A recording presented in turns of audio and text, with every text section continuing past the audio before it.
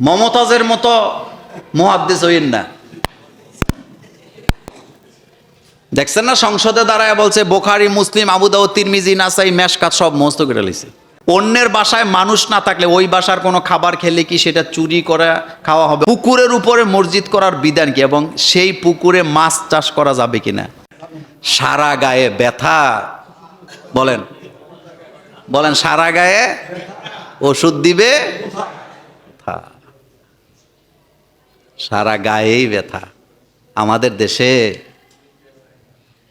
Community সেন্টারে যে বিয়ের দাওয়াত খাইতে যান, বলেন তো কিছু কিছু মহিলা যে আসে, পর্দার কোনো বালাই আছে? ভালো ভালো পরিবারের লোক, আলেম পরিবারের লোক বিয়ার অনুষ্ঠানে এমন মহিলাদেরকে দাওয়াত দেয়, ওখানে গেলে খাওয়া যায় না, নিজেরা লজ্জা পাই। কিছুদিন আগে আমি এরকমের একটা বিয়ের দাওয়াতে গেছিলাম, একেবারে বাধ্য হইয়া হাত পা বাইন্ধে নিয়ে গেছে, যেতে হবে। আর যাওয়ার আগে বলছে ভাই পর্দার কোনো সমস্যা হবে না। যাইয়া দিই সিঁড়ির নিচ থেকে দোতলা পর্যন্ত সব মাশাআল্লাহ।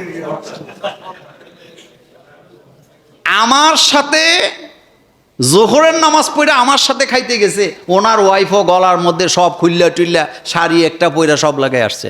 চিন্তা করা যায়, চিন্তা করা যায়। ভালো ভালো পুরুষ লোক দেখি নামাজও পড়ে, ওনার বউ আবার বেপরদয়া ফেসবুকে ছবিও ছাড়ে। এরকম আসেনি? নেন মজা। আচ্ছা বলেন তো, আল্লাহ রব্বুল আলামিন মোমেন শুধু পুরুষদেরকে চক্ষু নিম্নগামী রাখতে বলছে না নারীদেরকেও বলছে? কেন বলছে? একটা পুরুষ যেমন একটা নারীর দিকে আকৃষ্ট হয়, একটা নারীও তেমন একটা পুরুষের দিকে আকৃষ্ট হয়। এই জন্য তো আল্লাহ পর্দা ফরজ করছেন। ঘর থেকে বের হবেন, আদেশ আসেনি? ওয়াকারনা ফি বুয়ুতিকুন্না ওয়ালা তাবাররাজনা তাবাররুজাল। এই অর্ডার কার? আল্লাহ পাকের। এখন টক শোতে মহিলারা কথা কয়, ঝগড়া করে, সোফাবাজি করে, আর আমরা বইয়ে বইয়ে মজা লই। মাশাআল্লাহ, নেত্রী একটা ফাড়াই লেছে আজকে। তা আপনার চোখের গুনাহ হয়েছে নি? শুধু চোখের হয়েছে না, আরো অনেক গুনাহ হয়েছে। কথা তো মিম্বরে বসে বলতেছে, এই জন্য অন্যদিকে গেলাম না।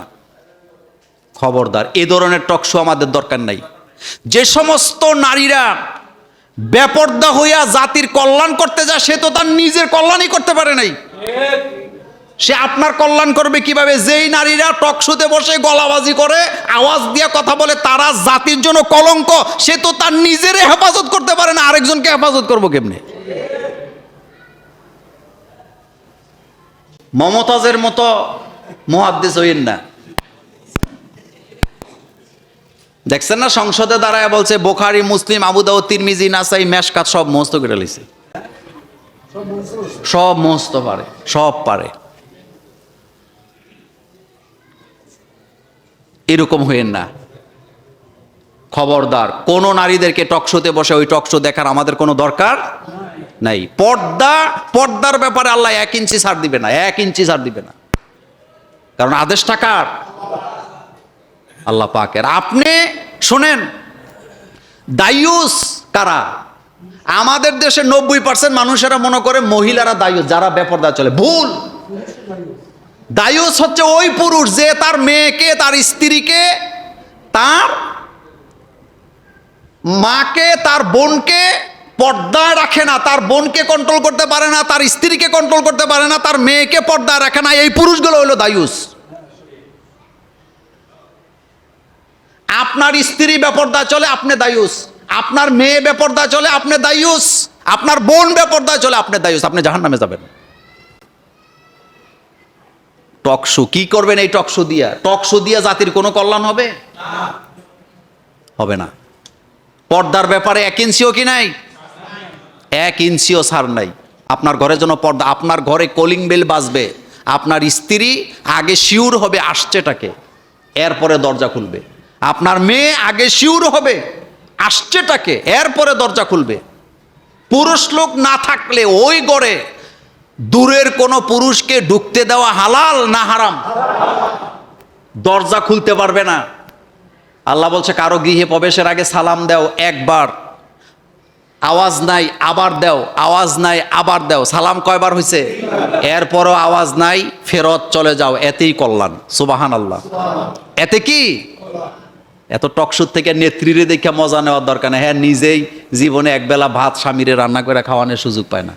অন্যের বাসায় মানুষ না থাকলে ওই বাসার কোনো খাবার খেলে কি সেটা চুরি করে খাওয়া হবে? অবশ্যই হবে। আপনি অনুমতি ছাড়া খাইছেন না? অনুমতি ছাড়া কারো কিছু ধরা যাবে? এটা কি? এটা চুরি। এটা রাসূলের হাদিসও আছে, কারো কোনো কিছু অনুমতি ছাড়া ধরা, কারো গাছ থেকে কোনো ফল পাড়া যাবে না, কারো খাবার ধরা যাবে না, কোনো কিছু না, ব্যবহারের জিনিসও অনুমতি ছাড়া ধরা যাবে না। পুকুরের উপরে মসজিদ করার বিধান কি এবং সেই পুকুরে মাছ চাষ করা যাবে কিনা? শোনেন, মসজিদ এটা কার ঘর? একটু সোজাভাবে বুঝেন। এই জন্য মসজিদ অক্ফ করা লাগে, মানে কোন জায়গাটা মসজিদ। যেমন আপনি 10 তলা একটা বিল্ডিং করলেন, কয়তলা? 10 তলা বিল্ডিং করলে আপনি নিয়ত করলেন নিচের 2 তলা এটা মসজিদ না, উপরের কয়তলা মসজিদ? উপরেরটা মসজিদ, কোনো সমস্যা নেই। আপনি পুকুরের উপরে মসজিদ বানাইছেন, বানাবার পরে আপনি বলছেন যে আমি পুকুরের পানি, পুকুরের নিচটা এটা না, উপরে যেটা আছে এটা কি মসজিদ, কোনো সমস্যা নেই, কোনো সমস্যা নেই। আপনি একটা ফ্ল্যাট বাড়ি বানাইছেন, কি বাড়ি বানাইছেন? ফ্ল্যাট বাড়ি বানাইছেন 12 তলা, আপনি সিদ্ধান্ত নিয়েছেন 12 তলার উপরে মসজিদ, কোনো সমস্যা নাই। আপনি সিদ্ধান্ত নিছেন না যে মাঝামাঝি একটা ফ্লোরকে আমি মসজিদের জন্য অক্ষ করে দিলাম, কোনো সমস্যা নাই, আপনি করতে পারেন। বাইতুল মোকাররমে মসজিদের নিচে মার্কেট আছে না? বিভিন্ন মাদ্রাসাগুলাতে ছাত্ররা ঘুমায় না?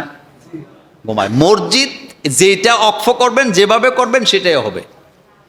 আর পুকুরের উপরে মসজিদ করলে যিনি জায়গা দিছেন মসজিদের জন্য, তিনি যদি নিয়ত করে থাকেন যে না পুকুর মসজিদ না, উপরে যেটা দিছি ওইটা কি, তাইলে উনি মাছ চাষ করে খাবে, এতে কোনো সমস্যা কি নাই। আর ইনি যদি পুকুরটা অক্ষ করে দিয়ে থাকেন তাইলে তো উনি মাছ চাষ করতে পারবেন না।